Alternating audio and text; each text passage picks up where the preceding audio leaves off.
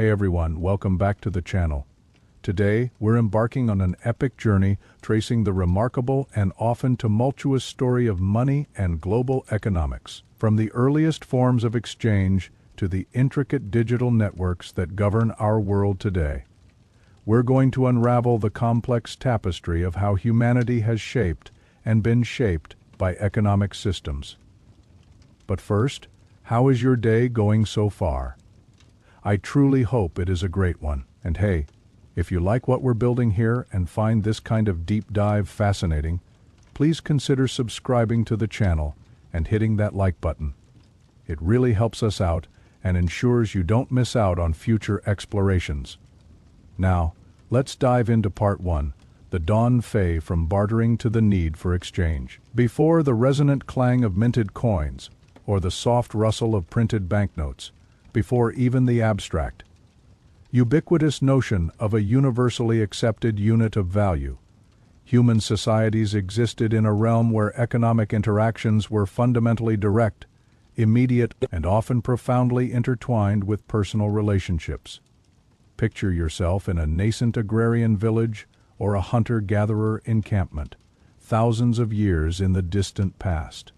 In this primordial landscape, the concept of widespread, intricate economic systems as we understand them was utterly alien. Survival was the paramount concern, and self-sufficiency was often the primary mode of existence. Each family unit, or perhaps a small tribal group, was largely responsible for producing nearly everything it needed to sustain itself, cultivating food, constructing rudimentary shelters, fashioning basic clothing, and crafting essential tools. The idea of consistent, significant surpluses was a luxury, largely absent from daily life, making formalized trade a sporadic and rudimentary affair. However, as populations grew and ingenuity sparked the first embers of specialization, some individuals, through skill or circumstance, began to produce more of certain goods than they could consume, while simultaneously lacking others. A particularly skilled potter might create more clay vessels than their household required. Recognizing that a neighbor, perhaps a proficient basket weaver, had a surplus of finely woven containers, but an acute need for sturdy pots. The most intuitive, indeed the only immediate mechanism for these individuals to acquire what they lacked, given the circumstances, was through bartering, a direct exchange of specific goods or services for other specific goods or services, bypassing any intermediate medium. This seemingly straightforward, almost primitive, system formed the bedrock of early economic interactions. It was the genesis of trade, laying down the fundamental principles of exchange and inadvertently setting the stage for the profound complexities and innovations that would inevitably follow as human ambition and societal needs expanded beyond simple immediate gratification. Yet, the inherent and persistent challenges of a purely barter-based economy swiftly became painfully evident, acting as powerful, almost evolutionary, catalysts for the monumental innovations that would define our economic future. The most formidable and widely documented hurdle was the infamous double coincidence of wants. For a successful and mutually beneficial barter transaction to occur, it wasn't enough for Person A to desire Person B's item. Person B simultaneously needed to desire Person A's item, and crucially, in a quantity and quality that both parties deemed fair and equitable. Consider a detailed scenario. A fisherman has an excess of fresh catch, but desperately needs a new spear. He approaches a craftsman who makes spears. But what if the craftsman has just finished eating and has no need for fish? Or perhaps he wants grain, not fish. The transaction grinds to an immediate halt. Our fisherman must then embark on a time-consuming and often frustrating search for someone who both possesses a spear and wants fish. This fundamental dependency meant that exchanges were not only excruciatingly inefficient and profoundly time-consuming, but also severely limited in their scope. The sheer search costs, the energy, time, and effort expended merely to locate a compatible trading partner, were exorbitant, drastically hindering the expansion of trade beyond immediate familiar community needs. This arduous process severely impeded the development of larger markets, preventing individuals from truly specializing and maximizing their productive potential, because finding a taker for their specialized goods was such an unpredictable and laborious endeavor. The fluidity and dynamism we associate with modern markets were simply non-existent. Furthermore, the problem of the indivisibility of many goods presented another significant and pervasive obstacle to fair and flexible exchange. How does one precisely trade a living animal, say a cow, for a mere handful of arrows or a small sack of salt? You cannot simply cut a living, valuable animal into smaller, consumable pieces without destroying its inherent worth or usefulness.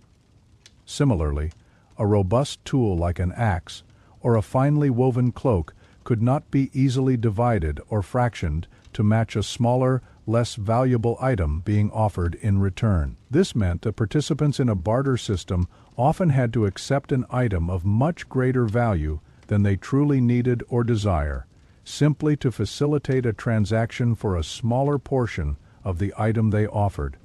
Or they might be forced to exchange an indivisible item for a bundle of unrelated, less desirable goods to make up the perceived value difference. Such dilemmas made precise, fair, and flexible exchange incredibly difficult, leading to constant perceived inequities, frustrating people's ability to acquire goods in precise quantities, and ultimately stifling the growth of more complex and specialized production systems. The very concept of change in a transaction was almost impossible to conceive. Beyond these practical impediments, the pervasive absence of a common measure of value was a constant and profound source of friction, uncertainty, and crippling inefficiency within a barter economy. Without an agreed upon, standardized unit of account, how could one objectively determine how many baskets of berries truly equated to a single, freshly caught deer?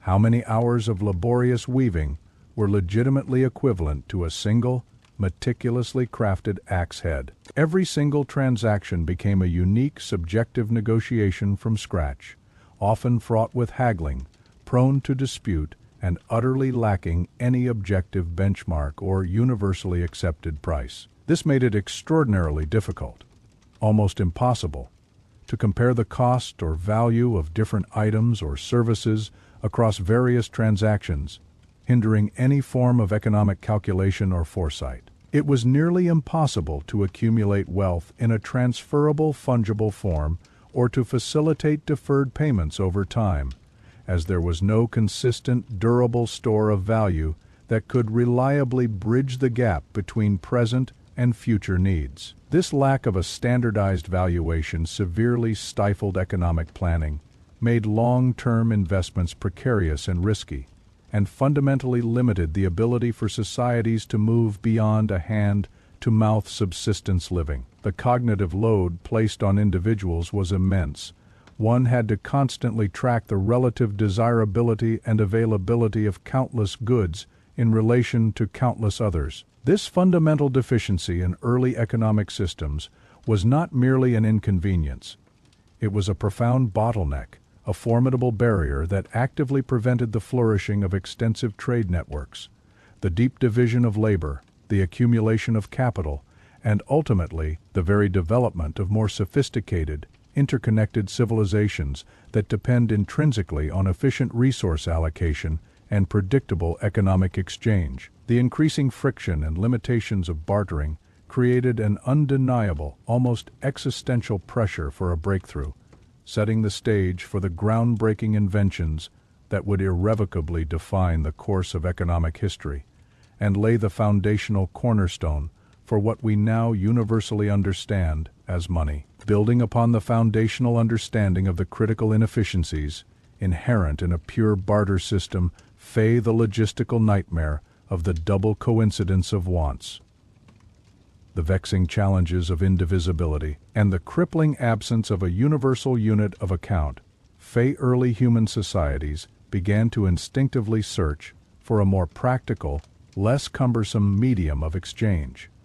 This evolutionary pressure led naturally to the adoption of what economists term commodity money. These were not abstract tokens of value, but rather tangible goods that possessed intrinsic value. They were useful and desirable in themselves, even if not used for direct exchange. The selection of these commodities was not random, but rather dictated by a specific set of criteria that addressed the most pressing problems of barter. They had to be relatively durable, widely accepted, and desired within a given community, somewhat scarce to retain value, and ideally divisible into smaller units. Over millennia, a fascinating array of items served this role across diverse cultures and geographies, from the life-sustaining staples like salt, fei, literally the origin of the word salary, in Roman times, where legionaries were paid in salarium fei, to robust livestock, such as cattle or sheep, which could provide food, labor, and clothing. From the intricate, shimmering beauty of cowrie shells, used extensively in Africa and Asia, to polished beads, tools like axe heads, woven cloth, blocks of tea, or even dried cacao beans in Mesoamerica. Each of these commodities represented a significant leap forward, offering a more portable and liquid alternative to the direct swapping of disparate goods, thereby significantly easing the process of trade and allowing for a nascent form of economic calculation. The advantages of commodity money over direct barter were undeniable and transformative. Firstly, it elegantly bypassed the double coincidence of wants. An individual no longer needed to find someone who wanted their specific item while also possessing the specific item they desired. Instead, they could trade their surplus for a recognized commodity, and then use that commodity to acquire whatever else they needed from anyone willing to accept it. This dramatically broadened the scope of potential trading partners and facilitated more complex multi-party transactions. Secondly, many forms of commodity money provided a rudimentary, yet profoundly important, unit of account.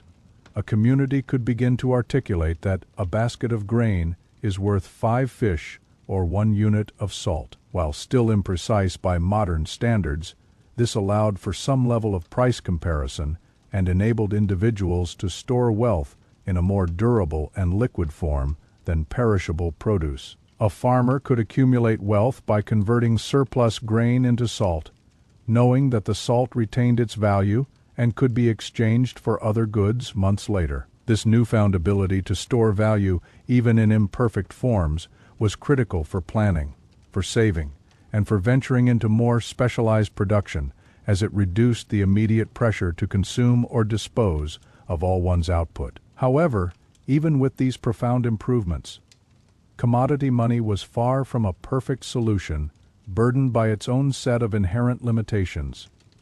Many commodities, despite being chosen for their relative durability, were still susceptible to spoilage, degradation, or damage over time. Livestock required constant care, were vulnerable to disease, and could perish, representing a sudden and total loss of wealth.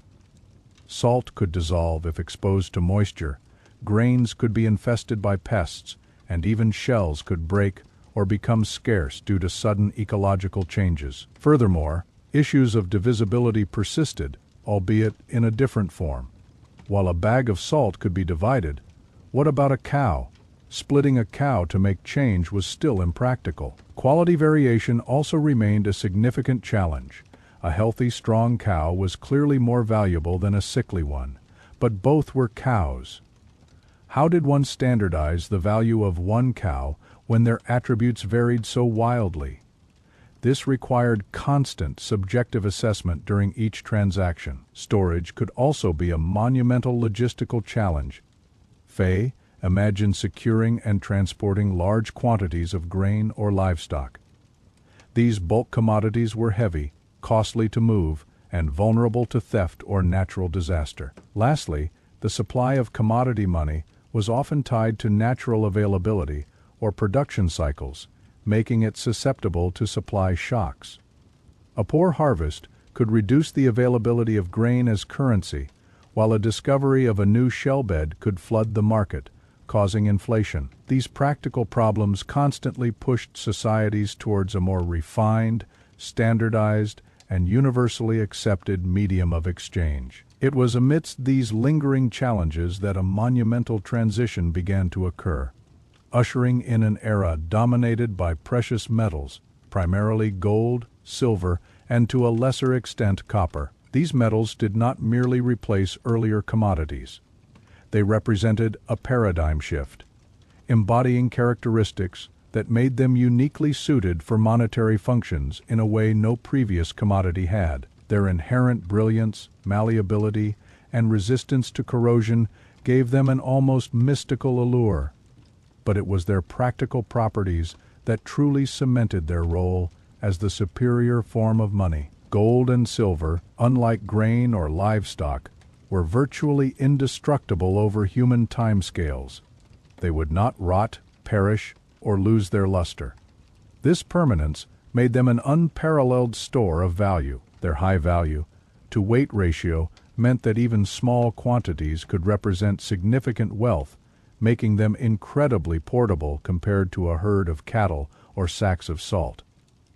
A merchant could carry a fortune in a small pouch, facilitating long-distance trade like never before. Crucially, they possessed exquisite divisibility and fungibility. A lump of gold could be melted down and recast into any shape or size without losing its intrinsic value, and a gram of pure gold was universally a gram of pure gold, regardless of its origin, provided its purity was verified. This meant precise, consistent valuation and the ability to make change in transactions. The shift to precious metals brought with it an acute and unprecedented emphasis on weight and purity. When dealing with raw lumps, dust, or ingots of gold and silver, trust became paramount. Every transaction involving these metals necessitated rigorous verification. Merchants and traders began carrying small, sensitive scales to weigh the metal offered in exchange, ensuring the precise quantity was received. But weight alone wasn't enough. The purity of the metal was equally, if not more, critical. A lump of gold might look impressive, but if it was heavily alloyed with cheaper, base metals like copper, its actual value would be significantly less. This led to the emergence of specialized skills and professions, assayers, who could test the purity of the metal, often by striking it against a touchstone or by more complex chemical analysis like cupellation. The widespread practice of weighing and assaying in every significant transaction was cumbersome and time-consuming, introducing its own form of friction. It fostered a climate of suspicion and often led to disputes over measurement accuracy or fraudulent debasement. The illicit practice of mixing precious metals with cheaper ones to increase volume without adding commensurate value. This constant need for verification, while addressing the problem of quality variation in earlier commodities, highlighted a new challenge: how to guarantee the quality and quantity of the precious metal without needing to retest it every single time. This persistent challenge, coupled with the growing volume of trade and the increasing sophistication of economic interactions, spurred the next monumental leap in the evolution of money. While raw gold dust or silver ingots were vastly superior to salt or livestock, the repeated need for weighing, cutting, and assaying them for every transaction was still a considerable burden. Merchants and governments alike yearned for a more efficient, universally trusted system. This desire naturally gravitated towards the concept of standardized, pre-weighed, and pre-verified pieces of precious metal. Imagine the convenience. If instead of carrying scales and touchstones, a trader could simply hold up a piece of metal and know instantly and without doubt its precise weight and purity. This nascent yearning for guaranteed consistency laid the intellectual and practical groundwork for the ultimate solution to these dilemmas: the revolutionary concept of officially sanctioned, uniformly sized, and guaranteed pieces of metal. It was the crucial intermediate step, moving beyond mere commodity money towards the structured, verifiable, and ultimately symbolic systems that would define global finance for millennia to come, setting the perfect stage for the emergence of something even more powerful, the minted coin. Emerging from the inherent frictions and persistent challenges of commodity money and the laborious, distrust-ridden process of constantly weighing and assaying precious metal ingots, the ancient world stood on the precipice of a profound monetary revolution. The constant need for verification, for scales, for touchstones, for expert assayers, was a bottleneck to expanding trade and solidifying economic trust. Imagine a bustling marketplace where every significant transaction involving gold or silver required a time-consuming ritual of cutting, weighing, and testing amidst suspicion and potential fraud. This inefficiency created a powerful impetus for innovation, leading directly to one of the most groundbreaking inventions in economic history, the minted coin. This seemingly simple innovation, likely born out of practical necessity and the desire for efficiency, would irrevocably transform commerce, governance, and ultimately the very structure of civilizations. The generally accepted birthplace of standardized coinage is the ancient kingdom of Lydia. Located in what is modern-day Western Turkey, around the 7th century BCE, the Lydians, a sophisticated trading people known for their rich gold deposits, specifically electrum, a naturally occurring alloy of gold and silver, were uniquely positioned to pioneer this innovation. They began to stamp small, bean-shaped lumps of electrum with official insignia, initially animal figures like lions, then later human heads or royal symbols. These stamps served as a governmental guarantee of the coin's weight and purity. No longer did a merchant have to laboriously weigh and test each piece of metal. The presence of the royal stamp essentially said, "This piece of metal contains a guaranteed amount of precious metal sanctioned by the authority of the state." This was a monumental leap of faith and efficiency, building trust into the very fabric of the monetary unit itself. The Lydian innovation was revolutionary because it introduced several critical characteristics: standardization of weight, official verification of purity, and a recognizable mark of authority. This made transactions faster, more reliable, and significantly less prone to dispute. It was the birth of true, fungible currency, where one coin of a certain denomination was, by definition, interchangeable with any other coin of the same denomination without individual inspection. The concept of minted coinage proved so immensely practical and beneficial that its dissemination across the ancient world was remarkably swift and transformative. From Lydia, the idea quickly spread to the Greek city-states, who enthusiastically adopted and refined the practice, minting their own distinctive coins, often featuring their patron deities or civic symbols. These Greek coins, such as the Athenian owls, tetradrachms featuring the owl of Athena, became highly respected and widely circulated international currencies due to their consistent quality and the economic prowess of the city-states. As Greek influence expanded, so too did the use of coinage, reaching across the Mediterranean and beyond. This rapid adoption wasn't merely a matter of convenience. It actively facilitated a dramatic expansion of trade networks, allowing goods to be exchanged more fluidly over greater distances. Merchants could carry wealth more easily, and governments could collect taxes and pay soldiers with a standardized, universally accepted medium, underpinning the logistical and administrative capabilities of emerging empires. Coinage wasn't just a tool for commerce, it became a powerful instrument of state power and propaganda, with rulers using the imagery on coins to project their authority, commemorate victories, and spread their ideology across vast territories. Perhaps no civilization demonstrated the profound impact and pivotal role of money on an empire's functioning and expansion more clearly than the Roman Empire. The Romans, initially relying on primitive bronze ingots as rood, and later cast bronze pieces as signatum, fully embraced and systematized coinage as their empire grew. From the early republic to the vast, sprawling imperium, Roman coins, the denarius silver, the aureus gold, and the sestertius bronze fey brass fey became the circulatory lifeblood of an unparalleled economic and administrative machine. The minting of imperial coins was not merely an economic act.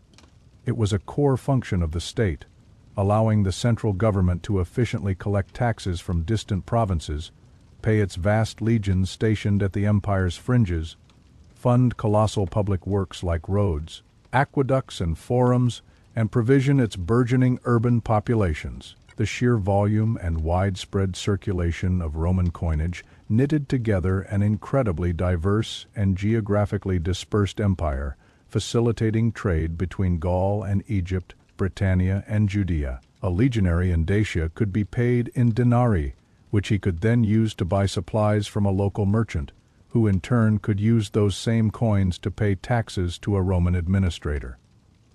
This vast network of monetary flow was fundamental to the empire's cohesion and operational capacity. However, the story of Roman money is also a cautionary tale, illustrating early instances of a destructive economic phenomenon: inflation. As the empire expanded and its expenses mounted, driven by military campaigns, the cost of maintaining vast armies, elaborate public spectacles, and a burgeoning bureaucracy, the temptation to debase the currency became irresistible for successive emperors. Debasement involved reducing the precious metal content of coins while maintaining their face value. For instance, an emperor might issue a new batch of denarii that looked identical to older ones but contained less silver, making each new coin intrinsically worth less. In the short term, this allowed the emperor to mint more coins from the same amount of precious metal, effectively creating money to pay immediate expenses without raising taxes. However, the long-term consequences were devastating. As people realized that the new coins were worth less, they began to hoard the older, purer coins. Gresham's law: bad money drives out good money. Prices for goods and services, particularly for essential commodities like grain, began to rise rapidly, as merchants demanded more of the debased currency to compensate for its reduced intrinsic value. This runaway inflation, particularly acute during the 3rd century crisis, eroded the purchasing power of citizens, destabilized the economy, caused widespread economic hardship, and contributed significantly to the social and political unrest that plagued the later Roman Empire. The reliance on debasement highlighted a crucial lesson.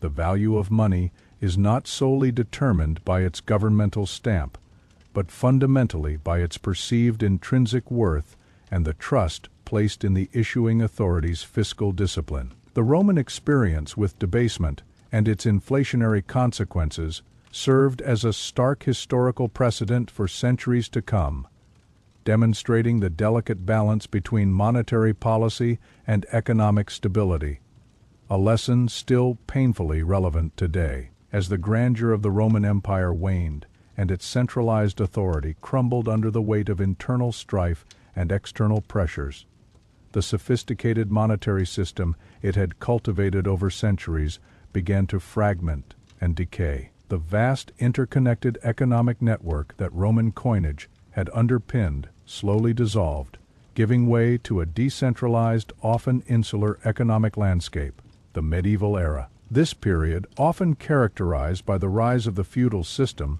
saw a profound shift in the very fabric of society and its economic interactions.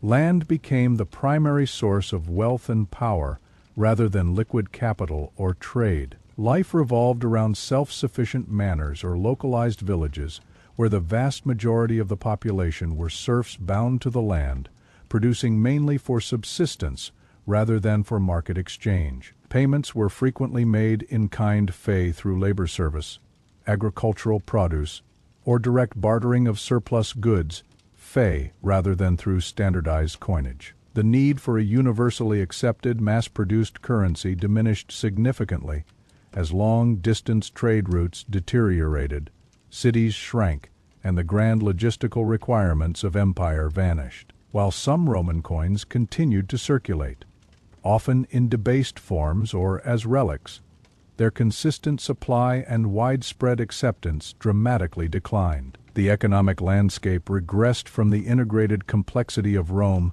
to a mosaic of smaller, localized economies, a stark contrast that profoundly influenced the evolution of money during this tumultuous age. This decentralization of power directly led to an era of profound monetary fragmentation, without a single powerful central authority capable of minting and guaranteeing a unified currency. A confusing and often chaotic array of coinages emerged across Europe: dukes, counts, bishops, abbots, and even powerful city-states began to strike their own coins, each varying wildly in weight, purity, and design. A silver coin from a French duchy might have a vastly different intrinsic value than a silver coin from an English kingdom or a German principality, even if they looked similar to the untrained eye.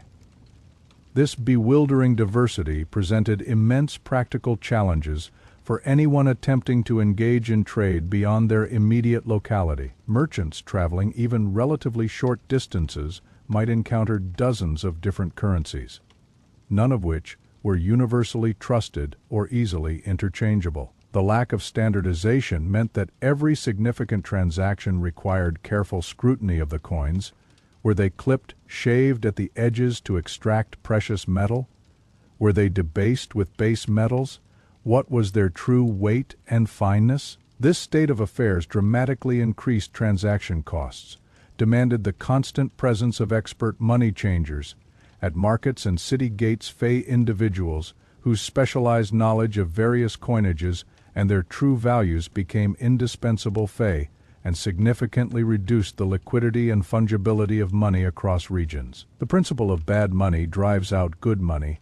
Gresham's law became acutely apparent as people hoarded the purer, more valuable coins, preferring to spend the debased or foreign ones, further exacerbating the instability and lack of trust in circulating currency. It was precisely out of this necessity, born from the dangers of monetary fragmentation and the burgeoning demands of a slowly re-emerging mercantile class, that the goldsmiths began their pivotal transformation into early bankers. Historically, goldsmiths were craftsmen skilled in working with precious metals.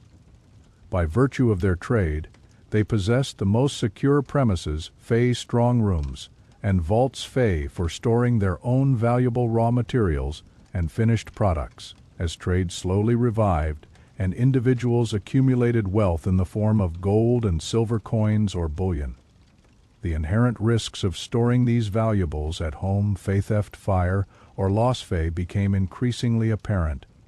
Consequently, people began to entrust their precious metals to goldsmiths for safekeeping. The goldsmiths, in turn, would issue a dated receipt for the deposit, specifying the amount and type of metal left with them. Initially, these were simple warehouse receipts, requiring the depositor to physically retrieve their gold or silver whenever they wished to make a payment. However, a profound shift occurred when these receipts themselves began to circulate. Rather than retrieving their gold to pay a merchant, a depositor might simply endorse their receipt over to the merchant. The merchant, trusting the goldsmith's reputation and knowing they could redeem the receipt for actual gold at any time, would accept it as payment. This marked the very genesis of paper money and negotiable instruments, as the promise of gold, rather than the gold itself, began to facilitate transactions. The convenience and security offered by these goldsmiths' notes made them increasingly popular, slowly transforming simple storage facilities into rudimentary banking operations. The true revolution in the goldsmiths' operations, however, unfolded when they realized a crucial pattern. Not all deposited gold or silver was claimed by its owners.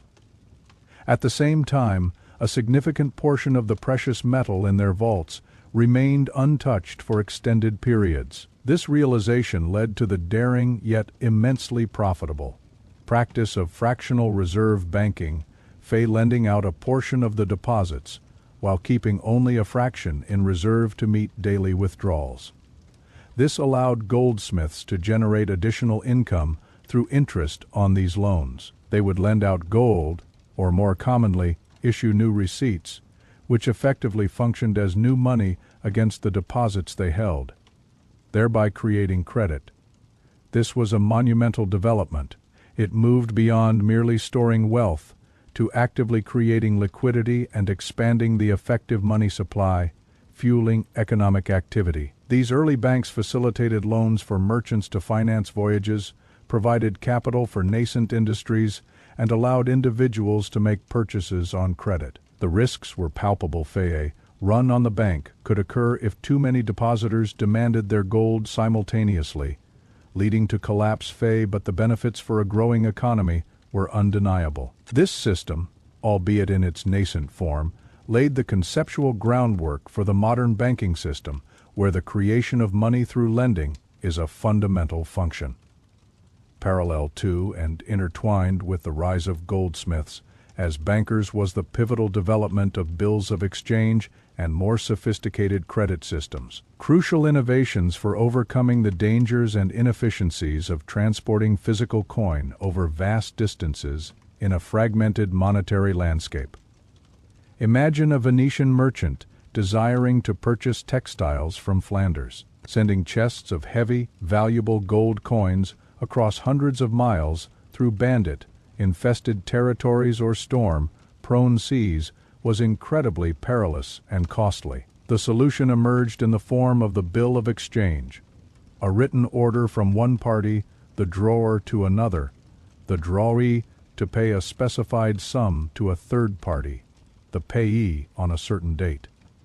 In our example, the Venetian merchant would pay a local Venetian banker. The banker, through a network of trusted agents or partners in Flanders, would then issue a bill instructing his Flemish counterpart to pay the textile merchant upon presentation of the bill. This paper transaction circumvented the need for physical currency transfer, offering unparalleled safety and convenience. It effectively allowed for cross-border payments without the physical movement of money, relying instead on trust and a network of correspondent bankers. The advantages of bills of exchange were multifaceted and revolutionary. They significantly reduced the risk of theft and loss, streamlined international transactions, and provided a flexible mechanism for settling debts.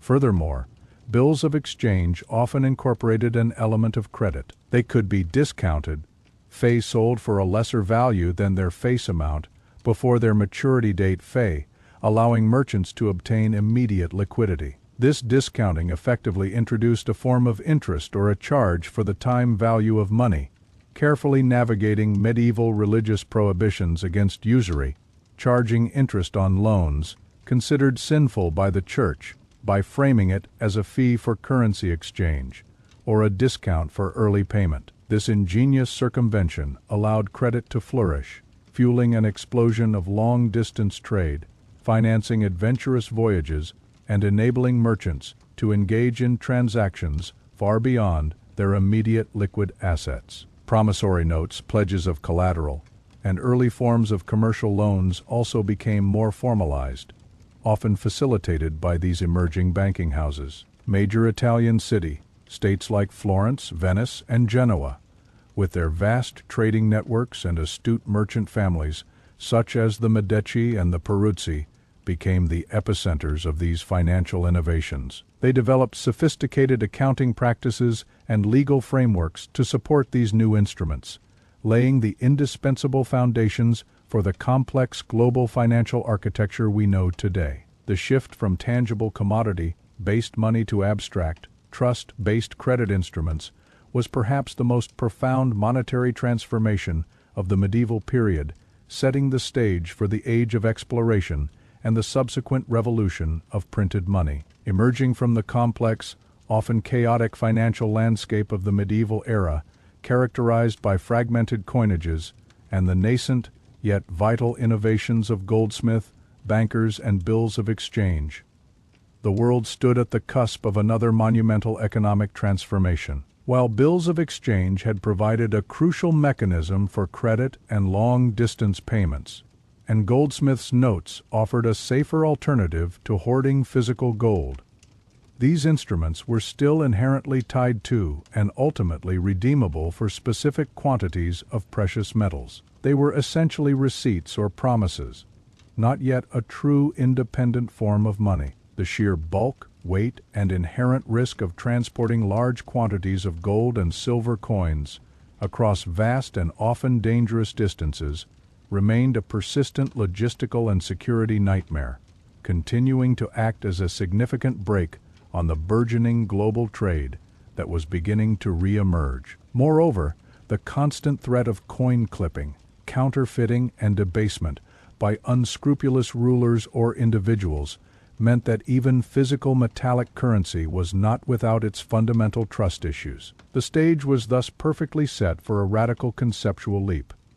the widespread adoption and institutionalization of printed paper money, a seemingly simple innovation that would fundamentally redefine the very nature of wealth and exchange, moving economic systems irrevocably from reliance on intrinsic value towards a system built on trust, central authority, and ultimately, abstract promise.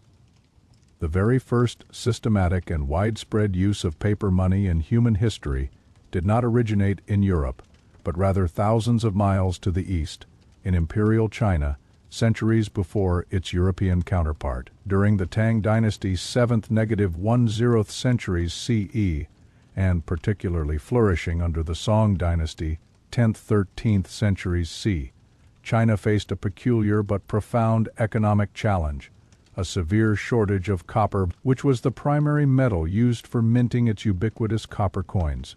These coins, while stable, were incredibly bulky and heavy, making large commercial transactions or long-distance trade a logistical nightmare. Imagine a merchant needing to transport thousands of strings of copper cash, each string weighing a considerable amount.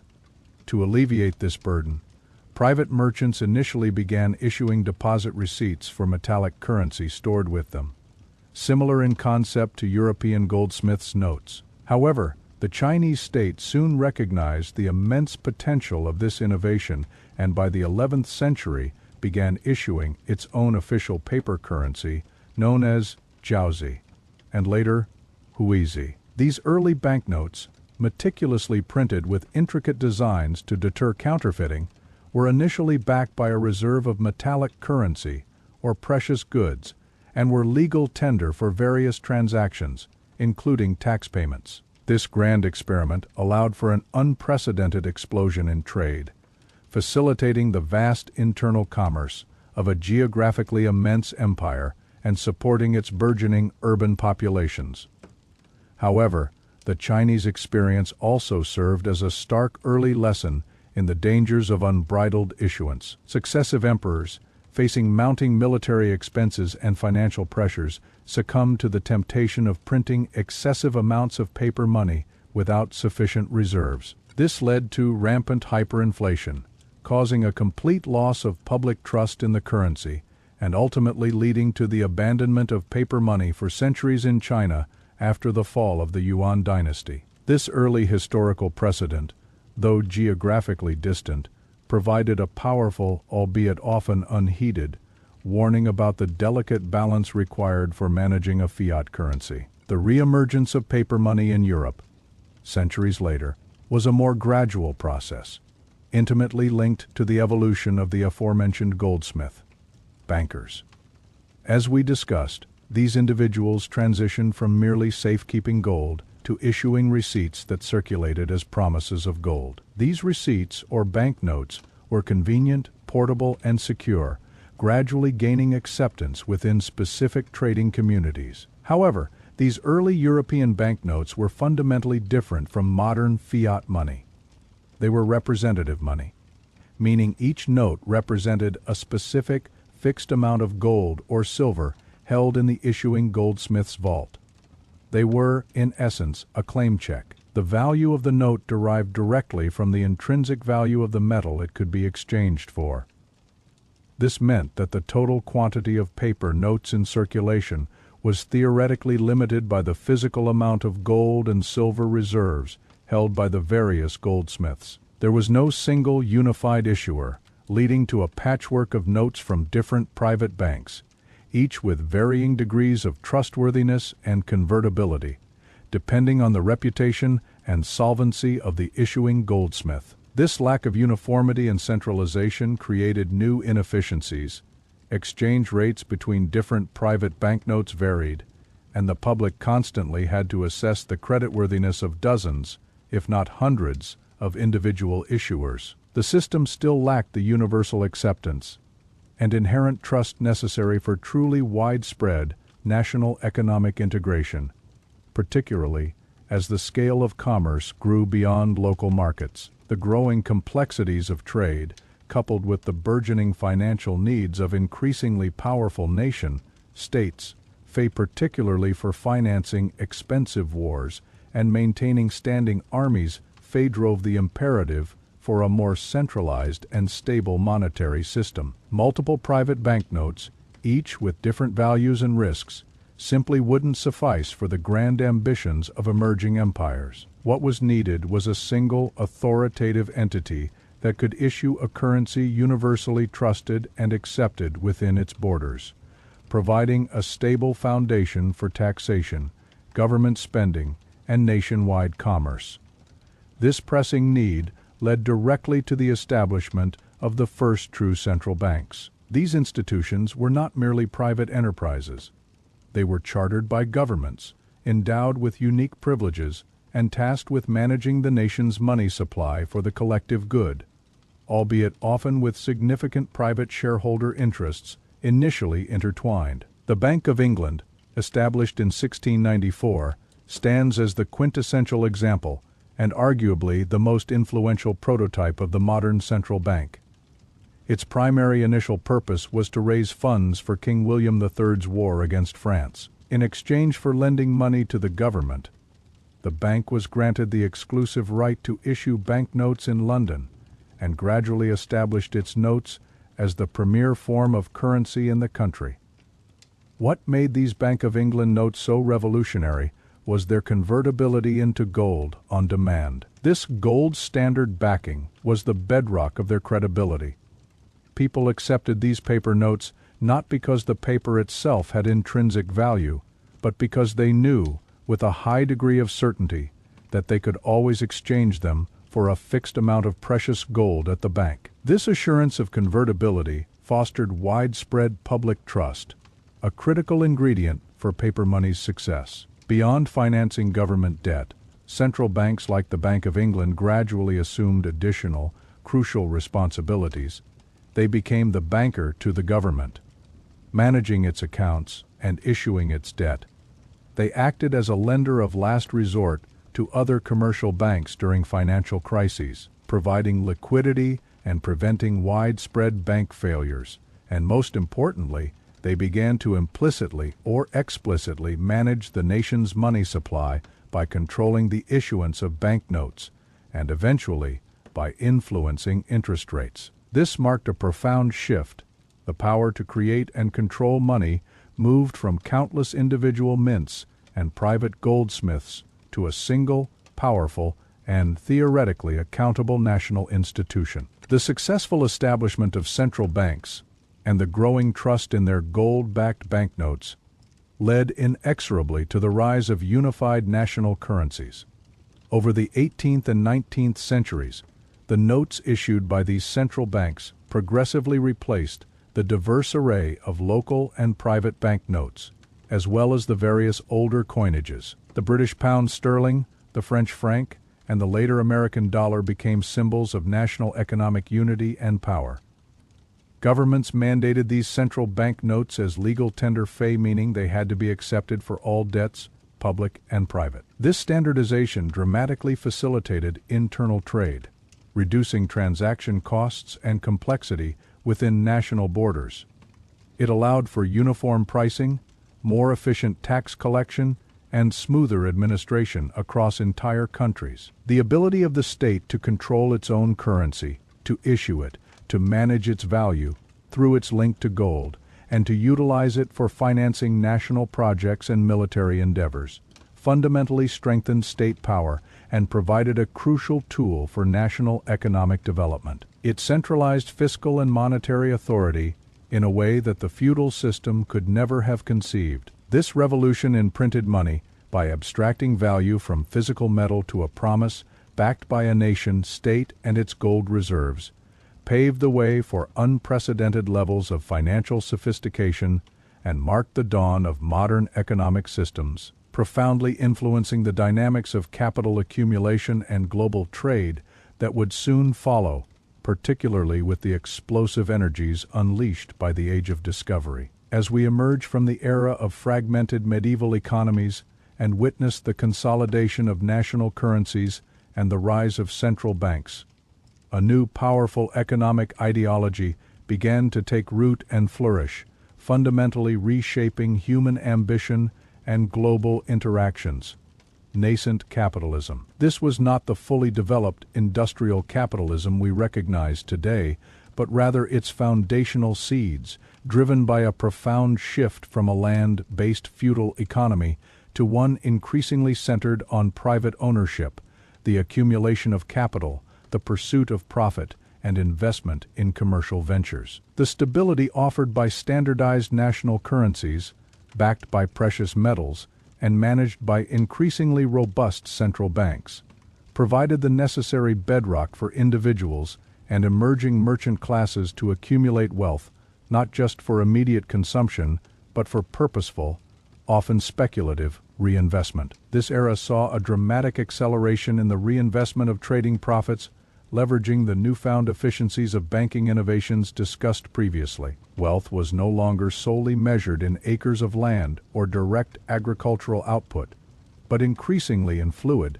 transferable capital that could be deployed to generate further wealth, marking a pivotal ideological and structural break from the static economic hierarchies of the past. The very definition of economic power began to shift from the landed aristocracy to a burgeoning merchant and banking elite.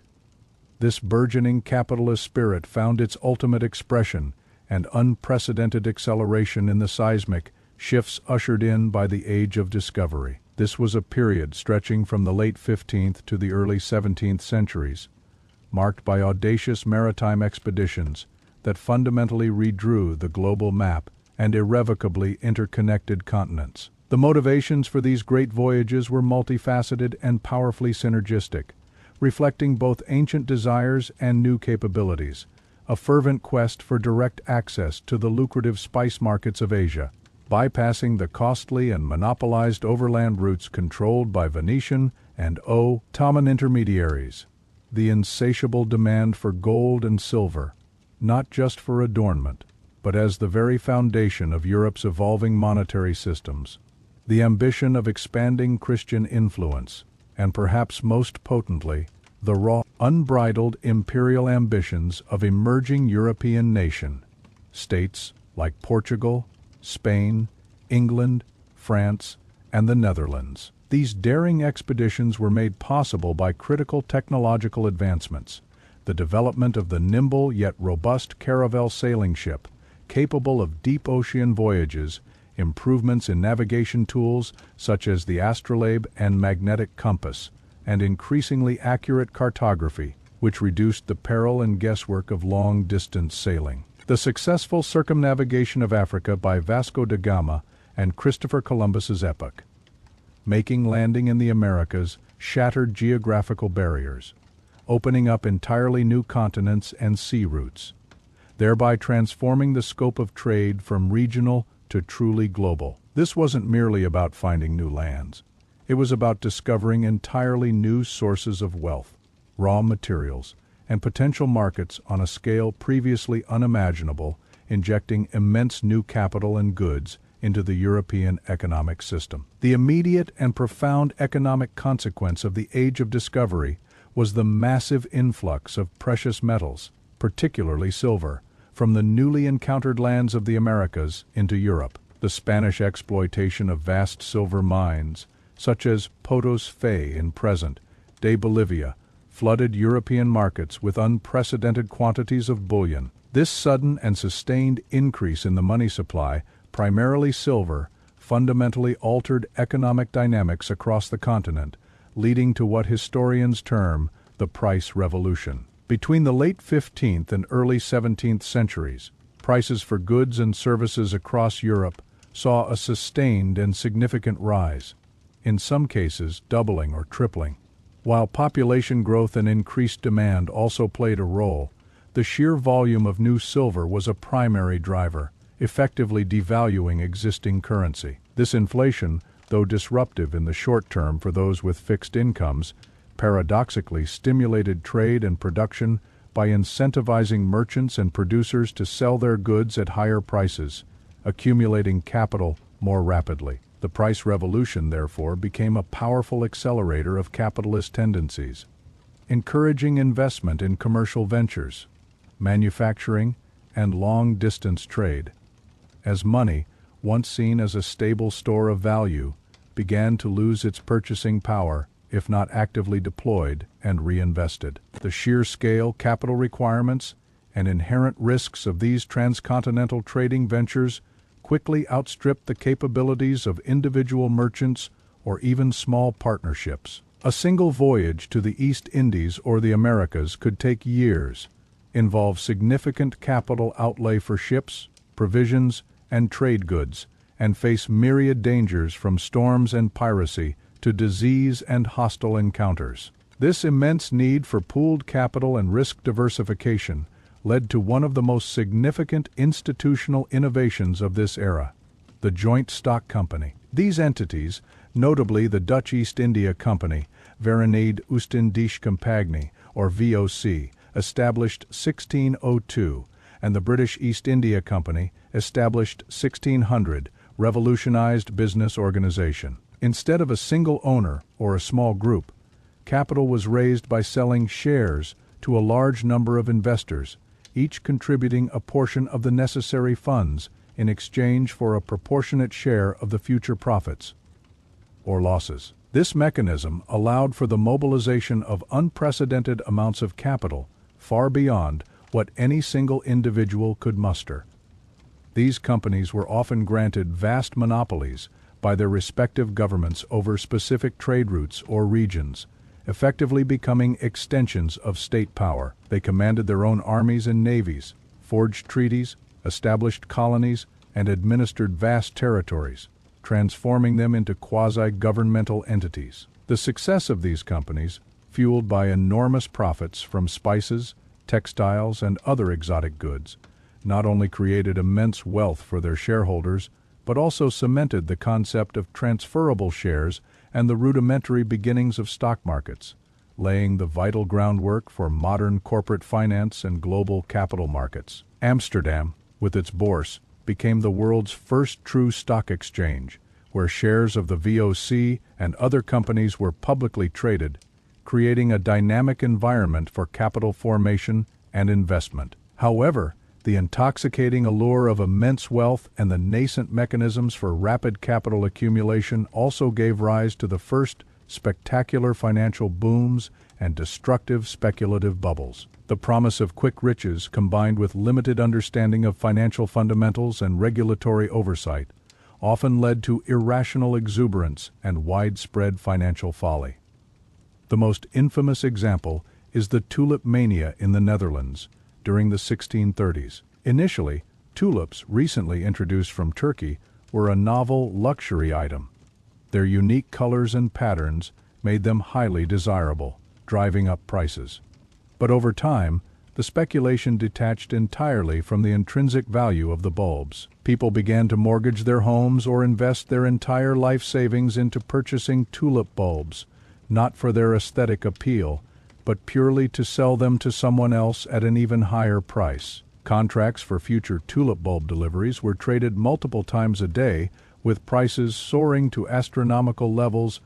Some rare bulbs reportedly traded for more than the cost of houses or entire estates. The bubble burst abruptly in February 1637, sending prices plummeting and leaving thousands of speculators utterly ruined, demonstrating the devastating consequences when asset prices become divorced from underlying economic reality and driven purely by herd mentality and irrational expectations.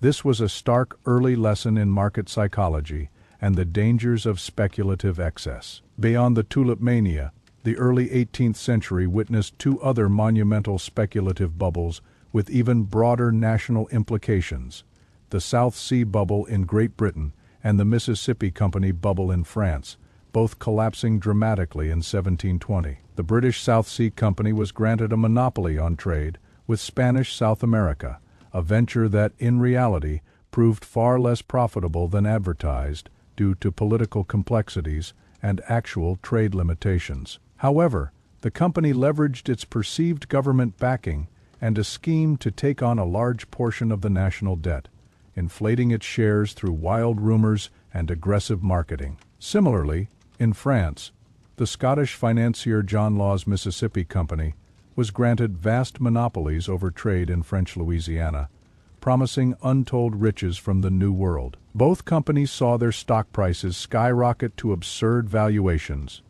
driven by frenzied public speculation and an almost pathological belief in limitless future profits. When the speculative fever inevitably broke, fueled by a realization of the company's actual profitability or lack thereof, and a loss of public confidence, the share prices crashed, leading to widespread bankruptcies, financial ruin for countless investors, and profound economic and political instability in both nations. These early, dramatic financial crises served as a harsh but invaluable education, highlighting the critical need for sound financial regulation, investor protection, and a more robust understanding of market dynamics, lessons that would slowly and painfully be integrated into the evolving capitalist system. The Age of Discovery, therefore, did not merely expand geographic horizons.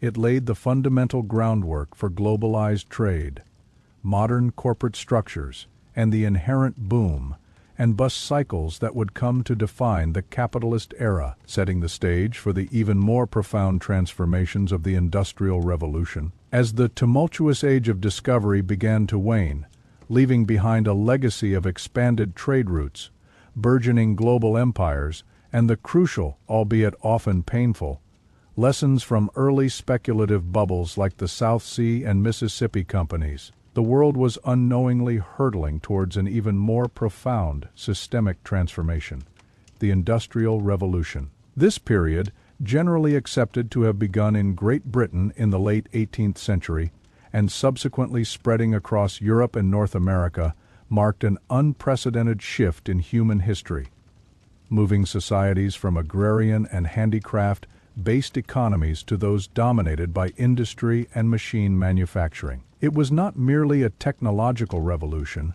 but an economic, social, and monetary one, fundamentally altering how goods were produced, how people lived, and critically, how capital was accumulated and deployed. The burgeoning capitalist instincts forged in the preceding centuries found their ultimate expression and acceleration during this era, driven by an insatiable demand for efficiency, scale, and raw productive power. The stable national currencies, increasingly managed by central banks, which we explored in the previous section, would prove to be not just convenient tools, but the indispensable lifeblood for financing ventures of a scale previously unimaginable, enabling the monumental investments required to fuel the engine of industrial progress.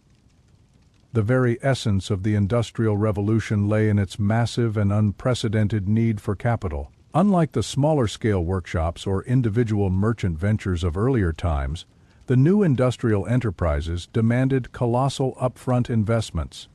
Building factories, which were often multi-story purpose-built structures, required significant land acquisition, construction materials, and specialized architectural knowledge. Equipping these factories meant purchasing, and often pioneering, expensive heavy machinery-phase steam engines, power looms, spinning jennies, blast furnaces, each representing a substantial outlay of capital that was utterly beyond the means of individual entrepreneurs or traditional family fortunes. Furthermore, the establishment of efficient transportation networks, canals for barges, and later, the vast complex web of railways and steamships, also demanded immense capital expenditure, often requiring national-level investment or consortia of wealthy individuals. Beyond fixed assets, Industrialists required substantial working capital to purchase raw materials in bulk, like cotton, coal, or iron ore, pay large, increasingly urbanized workforces, and cover the costs of distribution to burgeoning markets. The scale of these financial requirements dwarfed anything that had come before, rendering traditional financing mechanisms like personal savings, small partnerships, or even the limited scope of early merchant banks completely inadequate. This created an enormous pressure on existing financial systems to adapt and evolve, to become more sophisticated and capable of aggregating vast sums of capital from a dispersed pool of savers and investors. The very concept of wealth began to solidify not just as land or gold, but as liquid capital that could be invested and reinvested into productive, profit-generating enterprises. This unprecedented demand for capital spurred the rapid and profound expansion and sophistication of the banking sector. While goldsmiths had laid the groundwork for early banking, the Industrial Revolution necessitated the emergence of distinct and specialized financial institutions. Commercial banks evolved rapidly, moving beyond simply safekeeping deposits to actively engaging in lending to industrial ventures. They began accepting deposits from a broader segment of the burgeoning middle class, aggregating these smaller savings into larger pools of capital that could then be channeled as loans to factory owners, mine operators, and railway developers. These banks played a crucial role in providing short-term working capital and facilitating payments through increasingly complex networks of checks and bills of exchange, which became integral to daily commercial operations. Simultaneously, the need for long-term, large-scale financing led to the birth of investment banking. These institutions specialized in underwriting and facilitating the issuance of shares and bonds for major industrial corporations and infrastructure projects. Joint stock companies, already introduced in the age of discovery, now blossomed into their modern corporate form, allowing for the public sale of ownership, shares, and debt, bonds to thousands of individual and institutional investors. This mechanism allowed massive amounts of capital to be raised for single projects, such as building an entire railway network or launching a new textile mill with hundreds of power looms. Financial centers like London, with its robust stock exchange and deep pool of capital, became global powerhouses, attracting investment from across Europe and beyond. The central banks, such as the Bank of England, also expanded their roles beyond merely managing government debt. They became the lenders of last resort to the commercial banking system, preventing systemic crises during periods of financial stress, and crucially, began to exert influence over the overall money supply and interest rates through discount window operations, thereby providing a more stable and predictable monetary environment essential for long-term industrial planning and investment. The interconnectedness between industrial growth and financial expansion became symbiotic, each fueling the other in a virtuous cycle of development. The sheer scale of international trade and investment flowing from the Industrial Revolution demanded a new level of monetary stability and predictability. Enter the gold standard, a monetary system that would come to define global finance for nearly a century. While Britain had effectively adopted a gold standard after the Napoleonic Wars in 1819, though it had been de facto on gold for much longer, the system truly globalized in the latter half of the 19th century as other major powers like Germany 1871, the United States 1879, and France, though on a bimetallic standard for longer, officially joined. Under the classical gold standard, each participating country defined its national currency in terms of a fixed weight of gold. For example, the British pound sterling was set at 4.25 grams of pure gold, and the US dollar at 1.50 grams. After 1834, the central bank or government guaranteed the convertibility of its currency into gold at this fixed rate on demand. This commitment was the bedrock of the system. The advantages were manifold. It theoretically ensured price stability by linking the money supply to the finite global stock of gold, preventing governments from arbitrarily printing money and causing inflation, a direct counterpoint to the Roman debasement issues discussed earlier. Crucially for the burgeoning global economy, it provided fixed exchange rates between currencies on the gold standard. A British merchant knew exactly how much German marks their pounds would fetch in gold, eliminating exchange rate volatility and significantly reducing risk in international trade and investment. This stability fostered an era of unprecedented confidence in global commerce and capital flows, underpinning the vast network of trade agreements and financial transactions that came to define the late 19th and early 20th centuries. Gold became the universal language of value, a global anchor in a rapidly industrializing world. The technological breakthroughs of the Industrial Revolution, particularly in transportation and communication, physically enabled and dramatically amplified the interconnectedness of global markets. The invention and widespread adoption of the steam engine revolutionized both land and sea travel. Railways crisscrossed continents, swiftly transporting raw materials to factories and finished goods to ports, while steamships dramatically cut down the time and peril of ocean voyages, making intercontinental trade faster, cheaper, and more reliable than ever before. Simultaneously, the telegraph, invented in the 1830s and followed by the laying of transoceanic cables, revolutionized communication. Financial news, market prices, and trading instructions could now traverse continents in minutes rather than weeks or months. This instant communication was indispensable for global finance, allowing for real-time arbitrage and the rapid dissemination of economic information. The combination of faster transport and instantaneous communication created a truly global marketplace for goods, services, and capital. Industrialized nations, primarily Britain, became the workshop of the world, exporting manufactured textiles, machinery, and consumer goods to every corner of the globe. In return, they imported vast quantities of raw materials, fay cotton from India and the American South, rubber from Southeast Asia, minerals from Africa and Latin America, and food staples from newly opened agricultural lands, creating complex global supply chains. This intensified flow of goods fostered an unprecedented level of economic interdependence. Beyond trade, the gold standard system profoundly facilitated global investment flows. Capital accumulated in the industrial heartlands, particularly in Britain, was increasingly invested abroad, seeking higher returns in developing regions or colonial territories. British capital financed railway construction in India and Argentina, mines in South Africa, plantations in the West Indies, and public works across its vast empire and beyond. Investors felt secure in these foreign ventures because the gold standard guaranteed stable exchange rates, reducing the currency risk associated with international lending and investment. London, as the center of the gold standard and home to the world's most powerful banks and stock exchange, became the undisputed financial capital of the world, acting as the primary intermediary for these immense cross-border capital movements. The Bank of England played a crucial role in managing the global gold flows,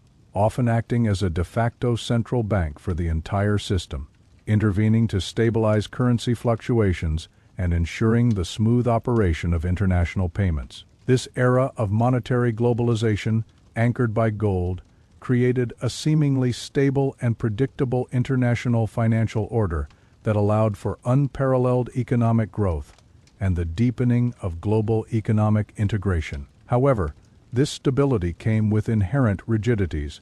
By tying monetary policy to gold reserves, nations surrendered much of their ability to respond independently to domestic economic shocks, setting the stage for the immense pressures and eventual collapse of the gold standard in the tumultuous 20th century, a topic we will delve into in our next section. The very strength of this interconnectedness, while fostering prosperity, also meant that economic shocks originating in one part of the world could rapidly propagate across the globe, a precursor to the systemic crises of later eras. The seemingly golden age of monetary globalization, underpinned by the gold standard and the rapid industrialization of the late 19th and early 20th centuries promised an era of stability, predictable exchange rates, and unfettered global capital flows. However, this intricate and increasingly interconnected financial architecture, while fostering unprecedented growth, also contained inherent rigidities and vulnerabilities. The very stability it offered came at the cost of national monetary autonomy, as domestic policy had to conform to the dictates of gold reserves. The seeds of disruption were sown through geopolitical tensions, economic imbalances, and the inexorable march of technological change. The advent of World War I shattered this fragile equilibrium, forcing nations off the gold standard to finance the colossal costs of conflict, leading to inflation and economic dislocation. While a valiant, albeit ultimately flawed attempt was made to restore the gold standard in the 1920s, the world economy had been fundamentally altered. The intricate web of interconnectedness, once a source of strength, now became a conduit for contagion, setting the stage for the most catastrophic economic downturn in modern history, a crisis that would redefine the role of government in the economy and irrevocably change the global financial landscape. The year 1929 did not merely witness a stock market crash. It signaled the dramatic onset of the Great Depression, a cataclysmic global economic collapse that would grip the world for over a decade. The causes of this unprecedented crisis were complex and multifaceted, a perfect storm of underlying vulnerabilities. Years of speculative fervor had inflated an unsustainable stock market bubble, particularly in the United States, where widespread margin buying allowed ordinary citizens to invest with borrowed money, creating a precarious house of cards. Beneath this superficial prosperity lay deep structural problems. A significant maldistribution of wealth, with a large portion of the population lacking sufficient purchasing power to absorb the output of the rapidly expanding industrial economy.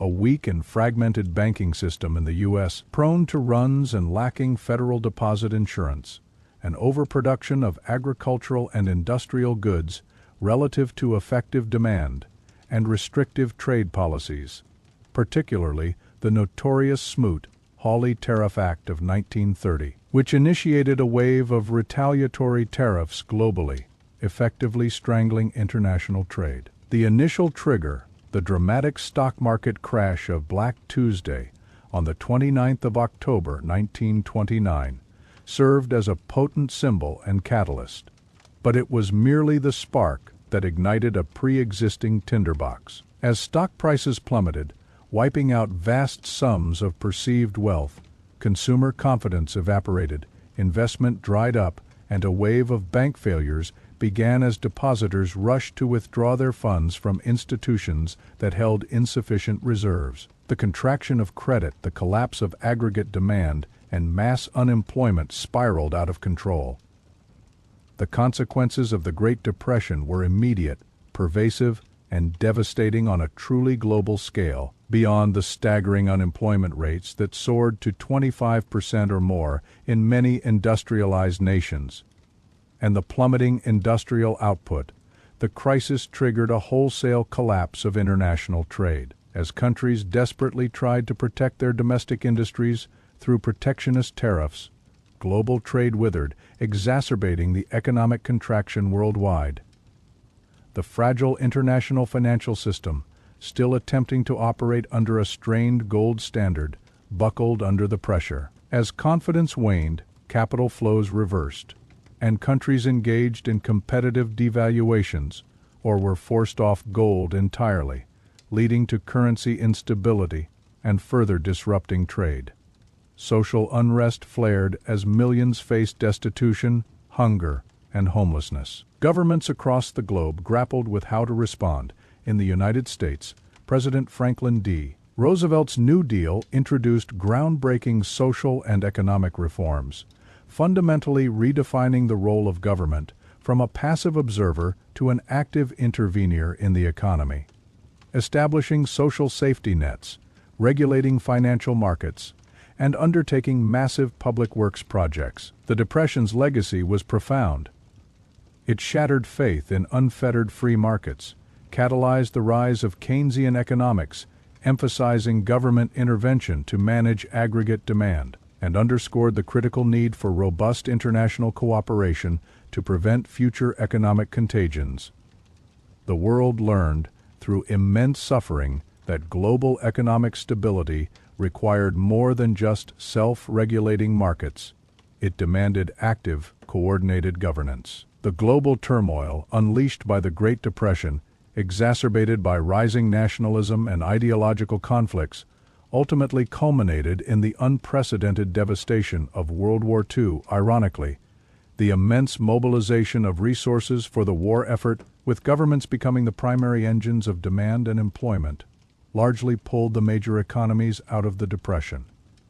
However, the war left a world in ruins, with devastated infrastructure, shattered economies, and a profound realization of the need for a new international order. As the war drew to a close, a concerted effort was made to design a stable and predictable global financial system, one that would prevent a return to the chaotic currency devaluations and trade wars of the interwar period. In July 1944, delegates from 44 Allied nations convened at Bretton Woods, New Hampshire, giving birth to the Bretton Woods system. This landmark agreement established a new monetary order based on fixed exchange rates. But crucially, it was anchored not directly to gold for all currencies, but to the US dollar, which alone remained convertible to gold at a fixed price of $35 per ounce. Other major world currencies were then pegged to the US dollar at fixed parities, allowing for only minor fluctuations. This system conferred immense power and responsibility upon the United States, whose economy had emerged from the war largely unscathed and as the world's dominant economic power. The Bretton Woods system also saw the creation of two cornerstone international institutions that would shape global finance for decades: the International Monetary Fund, IMF, and the World Bank International Bank for Reconstruction and Development, IBRD. The IMF was designed to oversee the fixed exchange rate system, provide short-term loans to countries facing balance of payments, difficulties to help them maintain their currency pegs, and generally promote international monetary cooperation. The World Bank, on the other hand, was initially established to finance the reconstruction of war-torn Europe, and later evolved to provide long-term loans for economic development in developing countries. These institutions represented a dramatic shift towards multilateralism and coordinated global economic governance, reflecting the lessons learned from the disastrous protectionism and economic isolationism of the 1930s. For nearly 3 decades, the Bretton Woods system provided a period of unparalleled stability for international trade and investment, facilitating the post-war economic boom and the rebuilding of Europe and Japan. The fixed exchange rates reduced currency risk, encouraging cross-border commerce and long-term capital flows. It allowed for relatively stable growth and helped to manage inflation by constraining monetary policy in countries that maintained their peg to the US dollar, which was itself ultimately constrained by the gold convertibility. However, inherent tensions within the system began to emerge as the global economy grew and matured, ultimately leading to its demise. By the late 1960s and early 1970s, the Bretton Woods system began to fray under immense pressure, ultimately collapsing in what is often termed the Nixon shock of 1971. The system's primary weakness lay in its reliance on the US dollar as the sole reserve currency convertible to gold. As global trade expanded and the US ran persistent balance of payments, deficits due to reconstruction aid, foreign investment, and critically, the escalating costs of the Vietnam War and expanded social programs, more and more dollars accumulated in the hands of foreign central banks. These foreign central banks increasingly sought to convert their growing dollar reserves into gold, depleting America's gold reserves at an alarming rate. Confidence in the dollar's convertibility began to waver, fueling speculative attacks as market participants bet on a devaluation of the dollar. The U.S. faced a difficult dilemma, often referred to as the Triffin dilemma, to provide enough dollars to fuel global growth. The U.S. had to run a balance of payments deficit. But this very deficit eroded confidence in the dollar's convertibility to gold. Unable to sustain the outflow of gold and facing mounting inflationary pressures at home, President Richard Nixon unilaterally announced in August 1971 that the United States would suspend the convertibility of the dollar into gold, effectively ending the Bretton Woods fixed exchange rate system. This seismic shift ushered in an era of floating exchange rates, where currency values were no longer fixed, but instead determined by market forces of supply and demand, a radical departure from the post-war order and a significant move towards greater monetary independence for individual nations, but also introducing new volatilities. The transition to floating exchange rates coincided with, and in some ways exacerbated, another series of profound global economic shocks, the oil crises of the 1970s. For decades, the global economy had been fueled by cheap and abundant oil, largely controlled by Western oil companies. However, this power dynamic shifted dramatically in 1973. Following the Yom Kippur War, the Organization of Arab Petroleum Exporting Countries, OPEC, a subset of OPEC, imposed an oil embargo against countries supporting Israel, and OPEC collectively quadrupled crude oil prices. A second major oil shock occurred in 1979–80 following the Iranian Revolution. These sudden and massive increases in the cost of a fundamental global commodity sent shockwaves through the world economy. The immediate impact was severe stagflation, a previously perplexing combination of stagnant economic growth and high inflation defying conventional economic wisdom. Businesses faced soaring energy costs, leading to reduced production, layoffs, and higher prices for consumers, eroding purchasing power. Governments struggled to respond as traditional Keynesian demand-side stimulus risked exacerbating inflation, while tight monetary policy risked deepening the recession. The oil shocks forced a painful period of economic adjustment across industrialized nations, leading to structural shifts away from energy-intensive industries and spurring massive investments in energy efficiency and alternative energy sources, fundamentally reshaping global energy markets and geopolitical alignments. Beyond the immediate economic pain, the oil shocks had far-reaching and transformative long-term consequences. They dramatically shifted global wealth and power dynamics, leading to the rise of petrodollars, the vast surpluses accumulated by oil exporting nations, particularly in the Middle East. The challenge then became the recycling of these petrodollars, as these oil-rich nations deposited their immense earnings in Western banks, which in turn lent these funds to developing countries, leading to a new wave of international lending, and ultimately the Latin American debt crisis of the 1980s. The crises of the 20th century, from the Great Depression's shattering of economic orthodoxies to the oil shock's reordering of global power, relentlessly hammered home crucial lessons that unchecked financial speculation could have devastating societal consequences, that international monetary stability required robust frameworks and cooperation,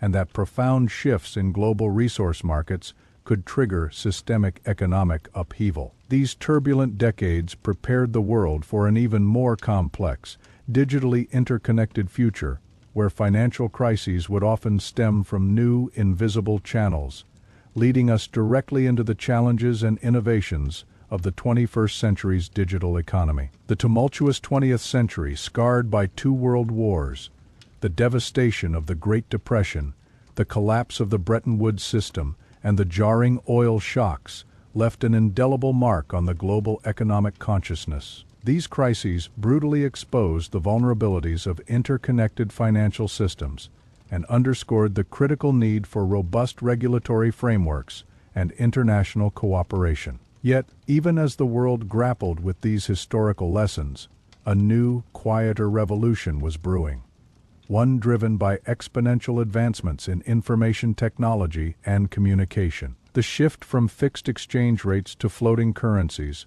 while introducing new volatilities, also implicitly laid the groundwork for an economy far more dynamic and responsive to market forces. As the century drew to a close and the new millennium dawned, the relentless march of digitalization began to fundamentally reshape not just how we transact, but how value is created, distributed, and conceived. This era heralded the true hyper-interconnectedness of global finance, where information, capital, and risk could traverse continents at the speed of light, challenging existing notions of borders, oversight, and even the very definition of money itself. At the heart of this transformation was the meteoric rise of the Internet, an infrastructure that profoundly accelerated the globalization of financial markets. What began as a network for academic and military communication rapidly evolved into a universal platform for commerce, information exchange, and virtually instantaneous data transfer. For financial markets, this was nothing short of revolutionary. Suddenly, news, economic indicators, and corporate earnings reports could be disseminated globally within seconds, eliminating geographical arbitrage opportunities and driving market prices towards near-perfect efficiency. At least in terms of information flow, online trading platforms emerged, democratizing access to financial markets for retail investors and enabling institutions to execute complex transactions with unprecedented speed and volume. The concept of a trading day confined to specific time zones rapidly dissolved as markets in Tokyo, London, and New York seamlessly transitioned into a 24/7 global trading environment. A financial crisis originating in Asia could now trigger immediate reverberations across European and American markets before the sun had even set on its origin point. This immense acceleration, while increasing market liquidity and reducing transaction costs, also introduced new forms of systemic risk, where contagion could spread at dizzying speeds, leaving little time for measured policy responses. The Internet transformed finance from a localized, relatively slow industry into a hyper-responsive, perpetually active global machine. The advent of the digital age also brought about a significant, albeit often subtle, evolution in the very nature of currency itself. While we still use physical cash, an ever-growing proportion of our daily transactions are now facilitated by digital currencies, not in the cryptocurrency sense, but as electronic representations of traditional fiat money. Think about the ubiquitous use of credit cards, debit cards, and electronic funds transfers. When you swipe your card or make an online payment, physical cash rarely changes hands. Instead, banks communicate digitally, adjusting ledgers and transferring digital balances. This process, which was gradually adopted and refined over decades, significantly increased transaction speed, security, reducing the need to carry large sums of cash, and convenience. Mobile banking apps transformed smartphones into portable financial hubs, allowing individuals to manage their finances, pay bills, and make transfers from virtually anywhere. Peer-to-peer payment platforms further streamlined this process, enabling instant digital transfers between individuals with minimal fees. This increasing reliance on electronic payments, collectively pushing towards a cashless society in many regions, represents a fundamental shift in how we interact with money. It means that the vast majority of our money exists not as tangible objects, but as entries in a digital database, reliant on the integrity of banking systems and the security of digital networks. However, the true paradigm shift in the definition of digital currency arrived with the advent of blockchain technology and cryptocurrencies, spearheaded by the enigmatic Bitcoin in 2009. Born out of the disillusionment with traditional financial institutions following the 2008 global financial crisis, Bitcoin offered a radical alternative, a decentralized, peer-to-peer electronic cash system that operated without the need for central banks, governments, or traditional intermediaries. The genius of Bitcoin lies in its underlying technology, the blockchain, a distributed, immutable ledger that records all transactions across a vast network of computers. Each block of transactions is cryptographically linked to the previous one, forming a chain that is incredibly difficult to alter or tamper with once recorded. This distributed and transparent nature promised unprecedented security, censorship resistance, and an end to the double spending problem without relying on a central authority. Bitcoin's fixed supply mechanism, capped at 21 million units, was designed to be deflationary, acting as digital gold, a store of value fundamentally resistant to governmental inflation through money printing. This revolutionary concept captivated a global audience, giving rise to thousands of other altcoins, alternative cryptocurrencies, like Ethereum, which not only serve as digital currencies,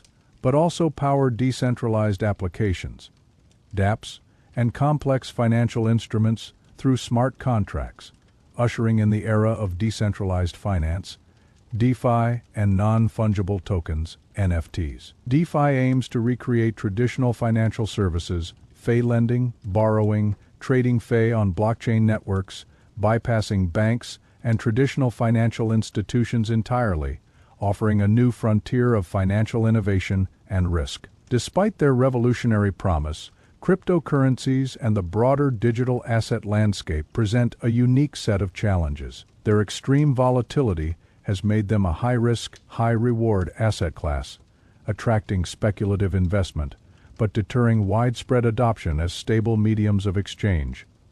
The underlying scalability issues of many blockchain networks, i.e., their limited transaction processing capacity, remain a significant technical hurdle for mass adoption.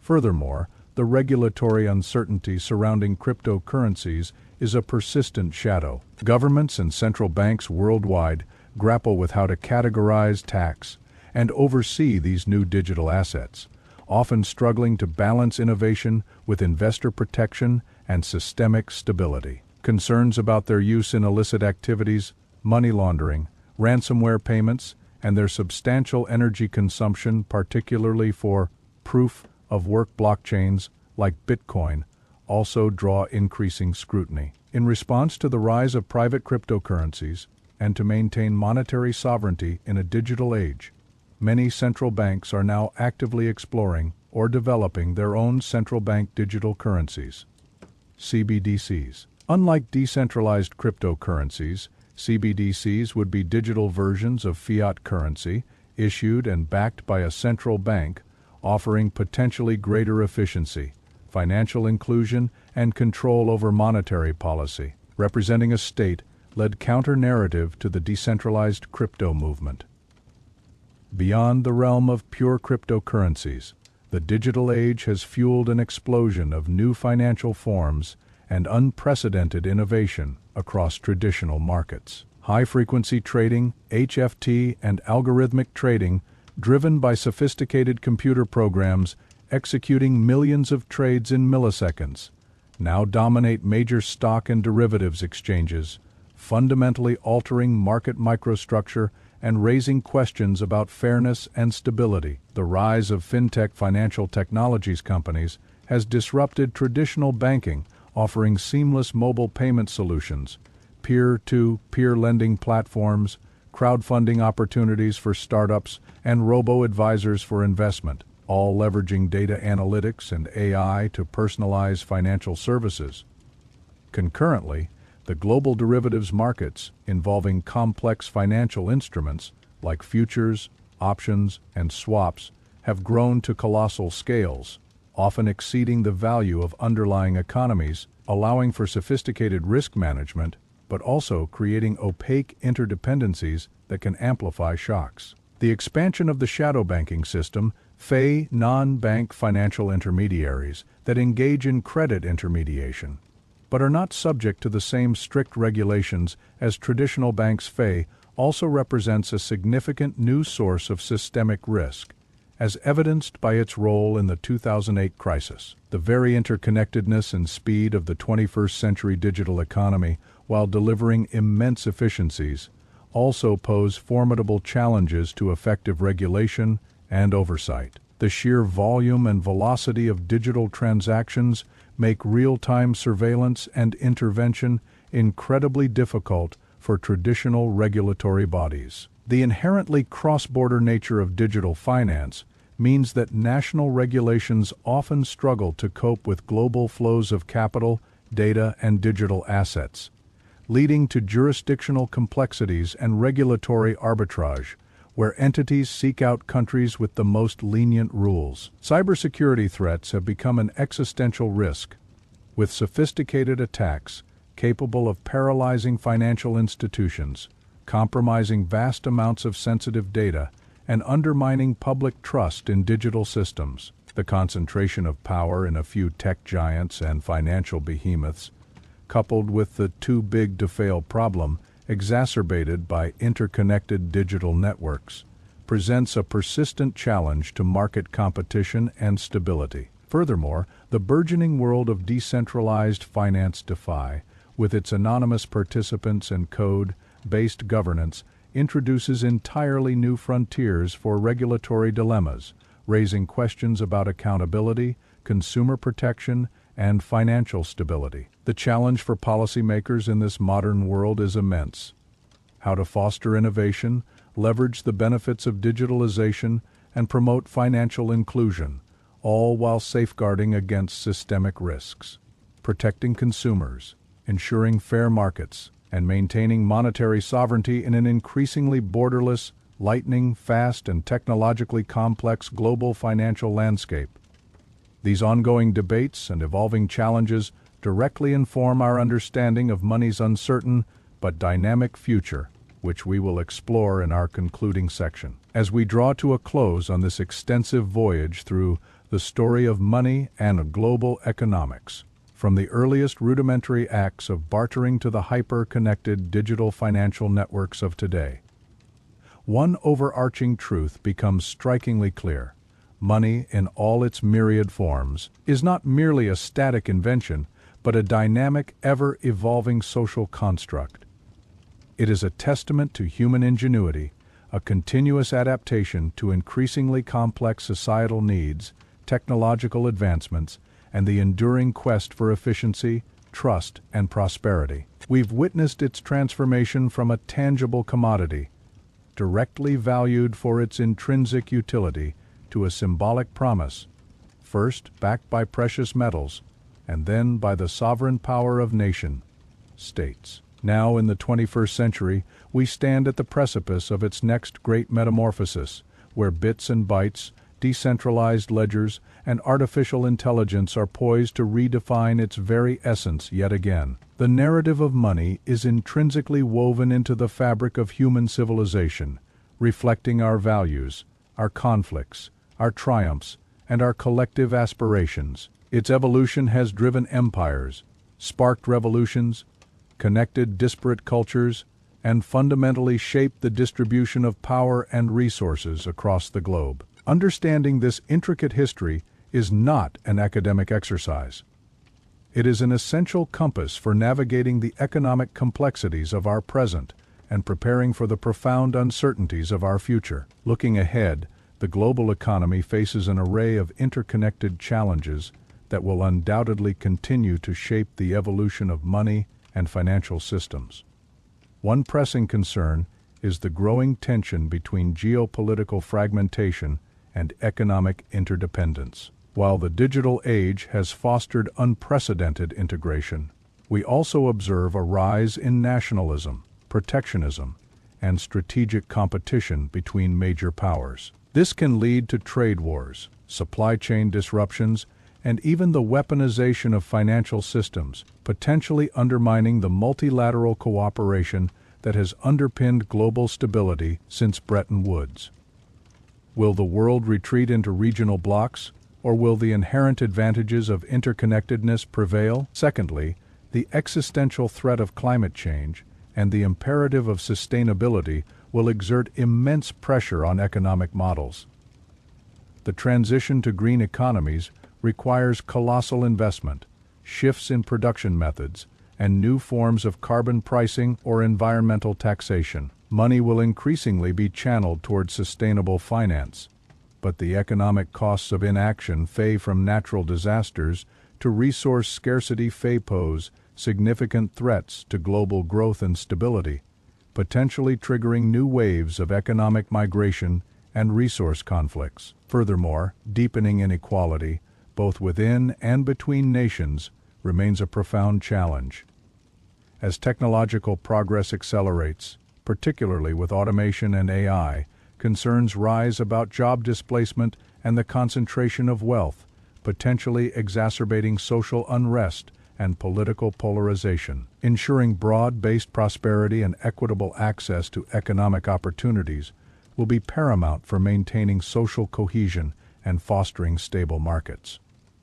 Beyond these macroeconomic shifts, the future of money itself is ripe for further transformation. The ongoing development of central bank digital currencies, CBDCs, by numerous nations represents a potentially monumental shift, offering governments new tools for monetary policy, financial inclusion, and combating illicit finance, but also raising questions about privacy and state control. Simultaneously, the burgeoning world of decentralized finance (DeFi) and the continuous innovation in cryptocurrencies and blockchain technology will challenge traditional financial intermediaries and regulatory frameworks, forcing a re-evaluation of trust and authority in financial transactions. Will stablecoins become a dominant force, bridging the gap between volatile cryptocurrencies and traditional fiat? Will tokenized assets fundamentally change how we own and trade everything from real estate to intellectual property? The implications of artificial intelligence, across finance, are also just beginning to unfold, from algorithmic trading and fraud detection to personalized financial advice and potentially even autonomous economic agents. While offering immense efficiency gains, AI also poses ethical dilemmas, risks of systemic bias, and the potential for new, more complex financial crises orchestrated by algorithms. Lastly, demographic shifts, such as aging populations in developed nations, leading to strains on pension systems and healthcare, and burgeoning youth populations in developing regions demanding education and job creation, will create unique economic pressures and opportunities, influencing global capital flows and labor markets. The interconnectedness of these challenges means that a crisis in one area can rapidly spill over into others, demanding adaptability and foresight from policymakers, businesses, and individuals alike. In this rapidly evolving, increasingly complex, and inherently uncertain global economic landscape, one skill stands out as absolutely indispensable for every individual: financial literacy. Understanding the fundamental principles of money, credit, investment, and risk management is no longer a luxury for a select few.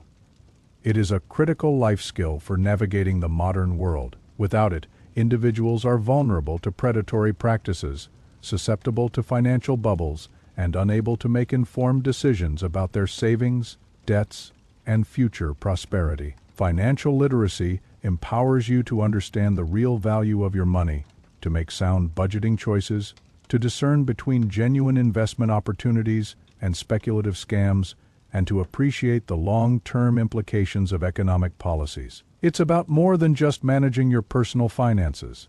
It is about being an informed participant in a global economy, understanding how geopolitical events or technological shifts can impact your daily life and your financial well-being. Whether it is comprehending the nuances of inflation, evaluating a stock market trend, understanding the risks of a new digital asset, or simply managing a household budget, a solid foundation in financial literacy provides the resilience and foresight necessary to thrive in an unpredictable world.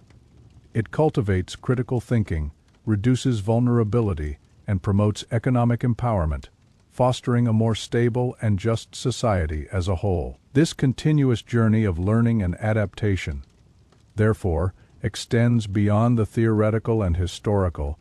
It becomes a personal imperative for each of us. And with that, our extensive exploration of the story of money and global economics comes to its concluding chapter. It has been an immense privilege to guide you through these intricate historical pathways and ponder the momentous shifts that have shaped our shared financial destiny. The story of money is, in essence, the story of humanity's ceaseless drive to organize, trade, innovate, and adapt. While we've covered millennia of evolution, the narrative of money is far from over. It continues to be written every day in every transaction, every innovation, and every policy decision. The challenges ahead are formidable, but so too is the human capacity for ingenuity and adaptation. I genuinely hope this deep dive has provided you with a richer understanding and a renewed appreciation for the invisible forces that govern our economic lives. Thank you so much for joining me on this incredibly detailed journey, for your attention, and for being a part of our community. If you found value in this incredibly long and comprehensive discussion, please do remember to hit that like button if you haven't already, and subscribe to the channel for more in-depth explorations of complex topics. Your support truly makes these ambitious projects possible. Until next time, stay curious, stay informed, and may your economic journey be a prosperous one. Farewell.